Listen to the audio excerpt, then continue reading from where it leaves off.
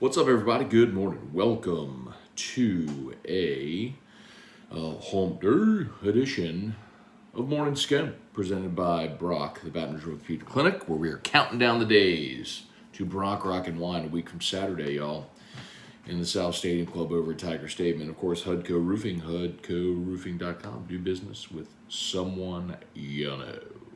Hudco Roofing, HudcoRoofing.com. All right, y'all, the day has come. The Saints open up training camp today at their practice facility. Pretty excited about it. The Saints did also add a couple of free agent signings. Pretty interesting to see them bring in Malcolm Brown. So they worked out like 4 running backs, including Bo Scarborough, Darius Victor, who was the USFL's Offensive Player of the Year. We talked about Jordan Howard yesterday, who came in for a workout, who was a Pro Bowler his rookie year in Chicago. And then they also brought in Malcolm Brown. So Malcolm Brown, who he played 4 years at Texas, had a really heavy workload, had over 600 carries during his Texas career. Had a, was essentially a consistent backup during his time with the Rams. He was drafted by St. Louis. So his rookie year played in St. Louis, then made the move to LA, where he was each year until his last year, played for the Dolphins. Just 7 games in Miami last year. He's battled some injuries, but you're 29 years old, so you bring him here and you see if he can jump into that running back competition and earn a roster spot. Of course, you got Kamara and Ingram. You got Dwayne Washington, Tony Jones Jr., who was, was really one of the stars last year camp in the preseason. It didn't really materialize. And then a Divine Ozigbo, who's also hanging out there trying to earn a roster spot. The Saints also signed Nick Martin. Nick Martin was, second-round pick on a Notre Dame center. Drafted by the Texans, started every year of his career, the first 4 years of his career. Then last year went to Las Vegas and just lost the starting job. Was a backup. Played in every game, but was just a backup last year. So a little depth on the interior offensive line. I like what they did. And then it's watch list season. So yesterday we saw B.J. Ojulari on the Nagurski, Jaquelin Roy on the Outland, and Boutte on the Bolitnikov. And caught a lot of people off guard, but I if you didn't hear it or see it, go back and watch the open to yesterday's AFR. It's also up on the AFR LSU YouTube channel. I think you would be very surprised to learn how similar the start of Jaquelin Roy's career has been to Glenn Dorsey's. And also guys like Kyle Williams and Benny Logan and Drake Nevis, guys who went on to be All-Americans, a defensive lineman at LSU. And Roy could be primed for that type of season. Maybe not the All-American season, but the season that sets him up for the All-American year as a senior, should he come back. So, all right, y'all, let's get to your questions, comments. You know the drill. Fire away. Anything about anything. YouTube, smash that like button and subscribe up to the Matt Moscone channel. If you haven't done it yet, it's free. Just hit the red subscribe button so our posts show up in your feed. And then Facebook, like the page, share the post, like the page, share the post. Avery Ardoin, good morning. Kirk Taylor, Kelly Gross, Matt Lynn, Truax, what's good? Sean Childers, hey Dad, good morning. Jeff McKithen, Quentin Breakbill, Ricky Lambert, Brian Wynn, Bob Poole, Ryan, Amanda Gidry. Tyler Alexander, what's up? After talking to Wes yesterday, what are your thoughts on him going forward with this program? Yeah, thanks. Good question. Wes would be Wes Johnson, who's the new LSU pitching coach, joined us yesterday on AFR. That was in hour 2, if you care to go back and listen or watch. I think first of all, I'm fired up for it, but I think a couple of the biggest takeaways, since he's been hired, he's only been in Baton Rouge for 4 days. He immediately has been jet setting, going to meet recruits and put this roster together. Went up, spent time in the Cape, talked about how well Grant Taylor did, which was impressive.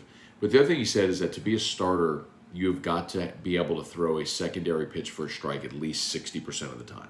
I mean, that is super specific, right? And that's something that someone like Ty Floyd couldn't do last year. yet he was in your rotation for a big chunk of the season. So, that does illustrate where they were and where they're going, which I liked a lot. Chase Pellegrin, Stephen Fry, Brant Roban, Chris Andrapon. Good morning.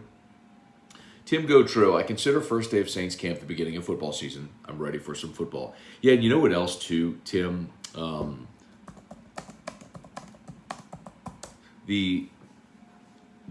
I know there's only 3 weeks of the preseason now, not instead of 4,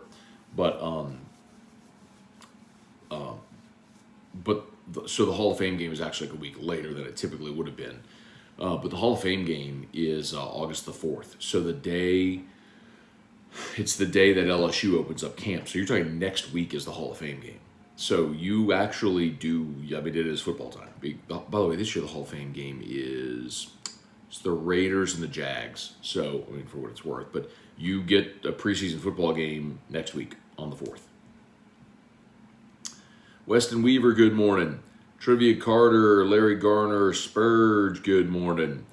Trivia, why are you up around midnight tweeting? I stayed up last night and watched The Pivot. So if y'all aren't familiar, The Pivot is the podcast that Ryan Clark does with Fred Taylor and Channing Crowder. I told y'all about 6 months ago when that thing launched, it was going to be the biggest thing in ever because they get A-list guests and really disarm them and get them to be very vulnerable and open and talk about things. And their guest list has just gotten better and better and better and better. And yesterday they dropped an episode with Kevin Hart. So Kevin Hart is one of the most famous people in the world. He's arguably the best comedian in the world right now. Also a business mogul. He's been like a guest shark on Shark Tank. He's a savvy investor. He created his own production company. So I was really interested to watch it. So I stayed up last night and watched. When Drew went to bed, I popped on The Pivot. So that's why I was up last night watching it. Brad, why were you up? Looking at my tweets around midnight trivia. Huh? Brad David, yesterday I rewatched your rant on Christine Brennan. It's so funny, it never gets old. Yeah, she deserved it, bro. Like, some people expose themselves in times of crisis or situations like that, and Brennan was one of them. That was a rant I did, if y'all forget, during COVID, when the Big Ten reversed course and decided they were going to play football in the during the COVID season. Remember, they initially said, we're not playing, they canceled the season. They came back later because the SEC, the Big 12, the ACC pushed forward. The Big Ten reversed course and decided they were going to play. Ended up playing a 6-game season, you all remember. Well, Christine Brennan at USA Today wrote a column which called it the darkest day in the Big Ten's history, and I just blew a gasket. I'm like, you've got to be kidding me. I mean, this is the league that produced Jerry Sandusky and Larry Nasser, and you're calling this the darkest day? Bleep you. On and off. I actually clipped something from that, put it on TikTok, and it got like 300,000 views on TikTok. Trivia, hey, Facebook is trash and so is Taysom Hill. Oh, come on, trivia. Taysom Hill's not trash. Taysom Hill's a great football player. He's just not a great quarterback.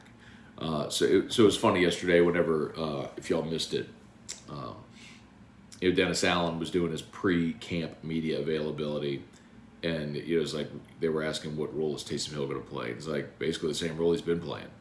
He'll play some tight end. He'll line up at quarterback sometimes. He'll play special teams. Basically the same thing he's been doing.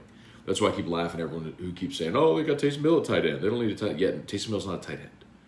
Like, he'll line up there sometimes, but he's not a every down tight end. Alex Barnes, Jesse Post, good morning. Andy Antley, morning, Matt. Do you know why the AFR podcasts haven't been being posted? Yes. Okay, so Andy, I've answered this. I've done my best to answer this everywhere I can. I've mentioned it on AFR. I sent this out via my text platform, which is why you should be on my text platform. 225-396-4400. Save that number, 225-396-4400. I do reply to text there, and I can send a message to everybody on my text platform. Tweeted about it, posted on Facebook. Anyway, so yes, the redirect with Apple is not working. It has not worked for about 2 weeks. IT folks are working with Apple to get it fixed, but Apple's kind of big, and our podcast isn't necessarily the number one thing going on in their company. But in the meantime, every episode is on Spotify or our website at 1045ESPN.com. So you can go to Spotify and catch the pod there for AFR. Every episode has published to Spotify. The issue has been the redirect to Apple. So working on it. We're aware of it, working on it. Thank you very much for asking and for looking for it. But I would recommend go check out Spotify. It's free. Just so after further review on Spotify, you'll see it there. Eric Water out of Morning Scone, death taxes in Davenport on PUP. Yeah, I don't know about that, Eric. I mean, look, I get it. He's been injury prone, but I'm not worried about him being on PUP to start the season. Got lost a finger and had a shoulder surgery, and I don't care if someone starts training camp on PUP. The same with Michael Thomas. The bigger concern is if they start the season on PUP. So, for those that don't know, PUP or the PUP list is physically unable to perform. So if you can't go practice, you start, you're on the roster, but you don't count against the number while you're on PUP. And it could be something as simple as that, Eric, that they want to get an opportunity to look at some other guys at practice. So it's easy to say, hey, PUP,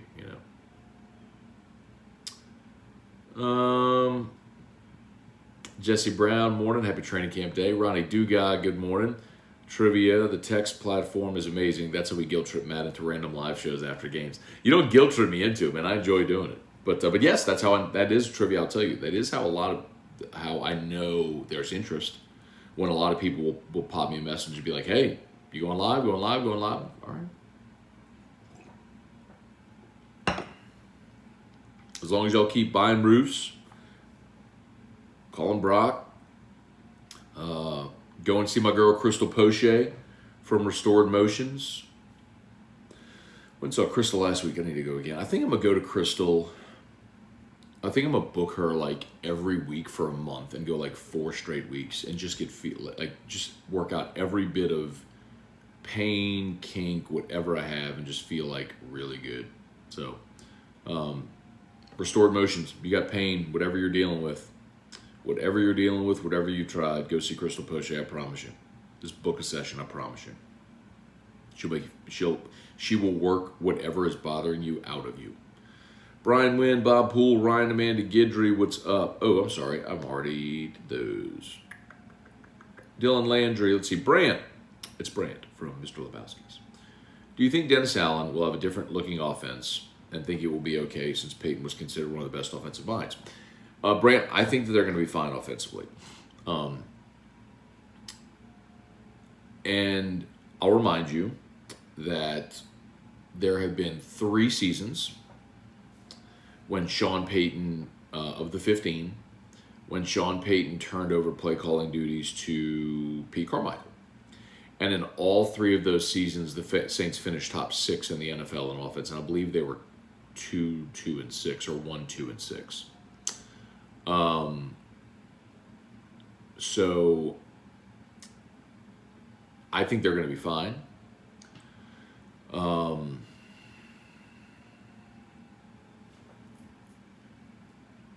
There it is. I'll also point out 2012 when it was Bountygate and Sean Payton was not around. And in 2012,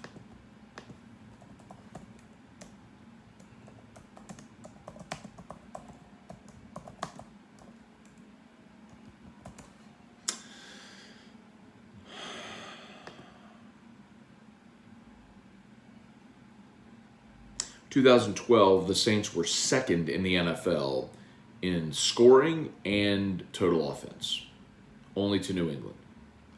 New England averaged 34 a game, the Saints averaged 28, and then the Lions were at 20. Oh, and that's not right. Hang on. Saints were third. So Patriots scored 34 a game. The Broncos, that was the first season with Peyton Manning, scored 30 a game. And the Saints scored 28. So, Saints were third in scoring, and this was without Sean Payton. 2012. They were third in scoring and second in total offense at 410 yards a game.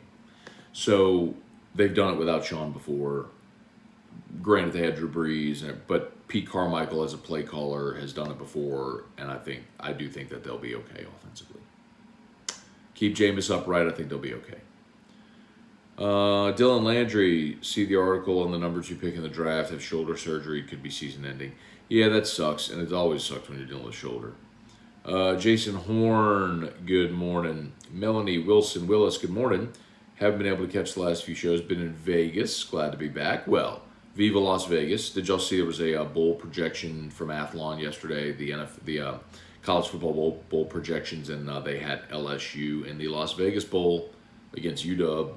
I'm down for it. Give me the Las Vegas Bowl over December the 17th over New Year's in Orlando or Tampa with a 10 a.m. kickoff and blah.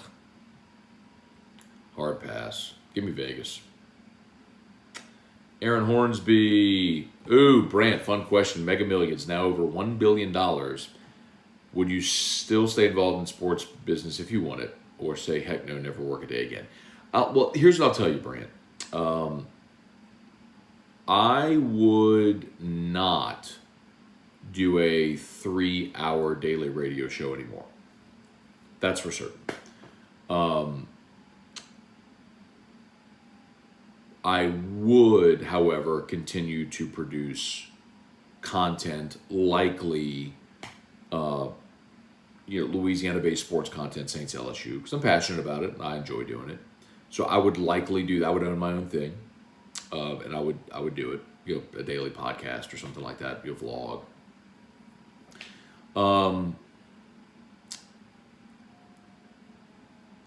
And then I would likely. Well, I'll tell you this. I would tithe. So if I won $1 billion, I'd give away 10%. So I'd give away $100 million, or whatever the lump sum is that you end up with, which is probably half that number. So call it $500 million, and after taxes, whatever. Let's say you put $400 million in your pocket, whatever it is. So I'd tithe my $40 million, which would be so much fun to give all that money away. And just bless people. That would be the most fun part. Honestly, that would be the most fun part if I won a Mega Millions or became insanely wealthy someday. Would be the opportunity to bless people, just giving away large sums of money and change lives. Like St. Lillian, I'd build St. Lillian to campus. I know that's one of their big capital goals. Is they basically rent space in the old Broadmoor Baptist. That's where the school is, but. Their goal is ultimately have their own functioning standalone campus, and I'd love to just here's the check, go do it. But as far as I would definitely not be doing a daily 3-hour show. But I would continue to produce content how I wanted. Like I would probably build out a studio, and produce my own stuff, and work whenever I want. And then get involved in a lot of other ventures. Aaron Hornsby, Randy Bennett, Deborah Cowart, good morning. Where are we? A couple of more. Y'all, it's 7:56. Y'all smash that like button if you would. Appreciate that as always. Brock Rock and Wine, Hudco Roofing, HudcoRoofing.com. Brandon, what's good? Who will be the next LSU commit? Don't know. Asking the wrong guy. Tim Gotro, did you ever decide what to do about Scone and T tonight since T-Bob is leaving you hanging? So, yes, I do have one request out, but I don't want to say who it is. I think you'll all be very happy if this person is able to do it. If not, I'm not sure. Bye, babe. Have a good day. Let's see. Eric, enjoyed the AFR Open yesterday. Do you think Mason Smith is the biggest factor in Roy's season or the other way around? Yeah, I need to see how they use Mason Smith because he can play inside or out. And the open to the show that Eric's talking about is I basically looked at the last 6 LSU defensive linemen, starting with Booger McFarland. You know what? The one I omitted was Chad Lavallee, and the reason is because Lavallee had a little bit of a circuitous route to LSU. He didn't come here as a freshman, but Booger, Dorsey, Kyle Williams, Dorsey, Roten, Nevis, and Benny Logan are the last defensive tackles that were named All-American, and you would be stunned at how similar Roy's first 2 seasons are to those guys. His numbers are basically identical to Glenn Dorsey's through the first 2 years. I was not saying he's going to be Glenn Dorsey. I'm just saying watch him because he's got a lot of those traits, and his first 2 seasons have been eerily similar. And it was year 3 when Dorsey went boop, and same for a lot of those guys. So keep an eye on it. As far as your question, Eric, I'm not copping out. I just don't know how they're going to use Mason Smith. Let's see. Aaron Hornsby, 39 days till Tiger football. Let's go. Matt Lusto, how much Bitcoin would you buy if you won the Billy? I would tell you, Matt, there would be a very, very, very substantial portion of my portfolio in Bitcoin as a hedge against inflation, and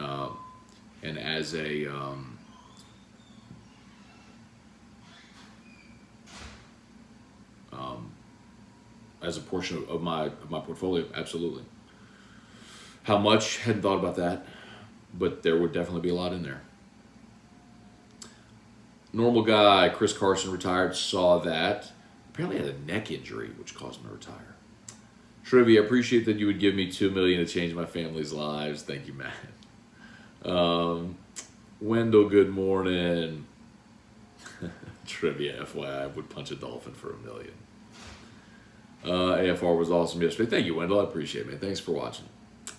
Tim Gotro, I'd let Conor McGregor punch me for $1 million. Shoot, that wouldn't be. See, honestly, like, I'll tell you this. Who was that? Tim. So McGregor, I don't want to downplay it, right? Because he's one of the greatest strikers that the sport has ever seen. But Conor probably walks around at 180, but he's fought welterweight. So like he fights at 170. So 5'8", 170, probably walks around 185. He's just not a huge guy. You know what I mean? Like, it would suck way more to be punched by like Mike Tyson, even 60-year-old Mike Tyson, or 50. How old's Mike Tyson? Mike Tyson's not 60 yet. Hang on. See, 86. He was 20 when he became the champion. So he's 56. He's 56. He's not 60 yet. But still, being punched by 56-year-old Mike Tyson, I think would probably be worse than Conor. Neither would be fun, but understand one dude is just much, much bigger with heavier hands. Randy Bennett, but I get your point. Deborah Cower, Charlie Cavell, Matt, were you surprised by the pose that was chosen for Pistol Pete statue?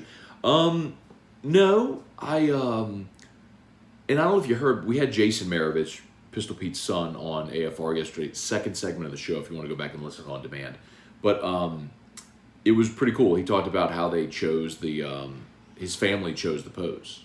The family, Miss Jackie, Josh and Jason all chose what pose that they wanted. So they thought that best exemplified him. Was you never knew when with the ball in his hand what he was going to do. I mean, behind the back he could have been passing, it could have been a fake, he could have been going up for a shot. So pretty cool. I liked it. The only thing I would have thought was like they could have done the pose. I would say there's 2 really famous photos. Well, there's a lot of famous photos.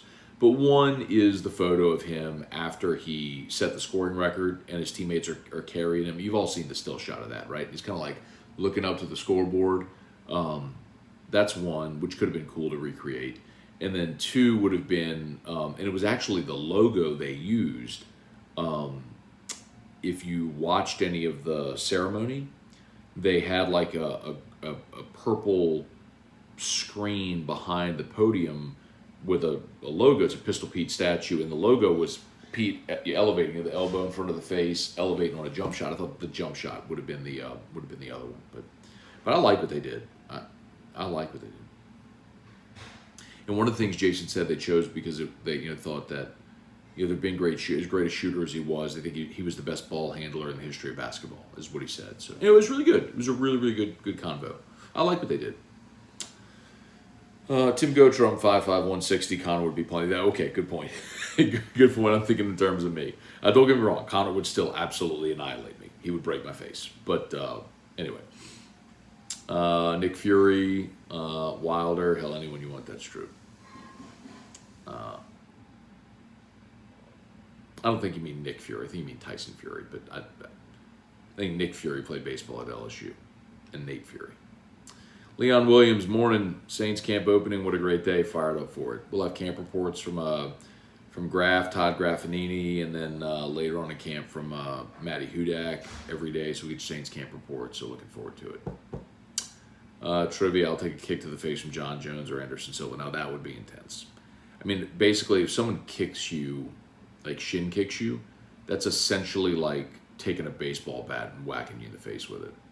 I mean, or wherever they kick you, leg kick, stomach. I mean, a kick that lands. I'm not talking about a slap with the top of your foot. I mean, a kick that lands on shin to bone, shin to stomach, shin to thigh. I mean, that's just like walloping you with a baseball bat. That's no, thank you. Okay, that was fun. All right, y'all. Let's bounce. We're brought to you by Brock. Remember, please, if you're on YouTube, smash that like button. Subscribe up to the Matt Scone channel. We appreciate it. Brock Rock and Wine a week from Saturday. Get your tickets at brortho.com. And of course, oh wait, trivia. Trivia. We can't go yet. We can't go yet, trivia.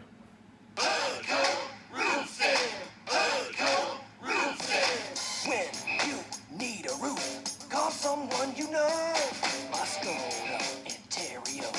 All you need is Hudco. Call Hudco Roofing. 364. 1007. Almost forgot. How about this little tidbit? Today, yours truly, along with the rest of the Hudco team, will be spending a part of the day with the one and only Will Stout. Yes, the creative mind that brought you all of the 2019 LSU football hype videos, Will Stout. Hudco has hired Will Stout to produce video content for Hudco.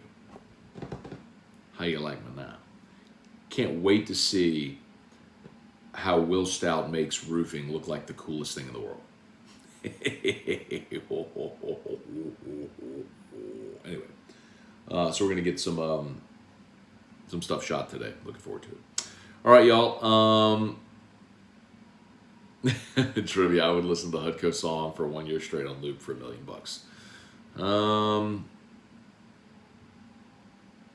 I think eventually you might drown it out, but the really tough part about that is like, how would you sleep? What if, when you're eating, when you're at church, intimate moments. There's a lot of reasons. There are times where you're like, you wouldn't want music playing. I'm gonna do that for $1 million for a full year. Okay. Y'all have an awesome day.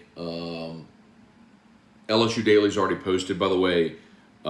Committing to dropping LSU Daily at 6 a.m. I'm going to start recording it the evening before and setting it for a drop at 6 a.m. So it'll be there every day at 6 a.m. Moving forward. Normally I would do LSU Daily when I got at the studio in the 9 o'clock hour, but now I'm going to do it in the evenings after AFR, and I'll schedule it to drop at 6 a.m. So, okay, y'all have an awesome day. We appreciate it, and AFR 3. Peace.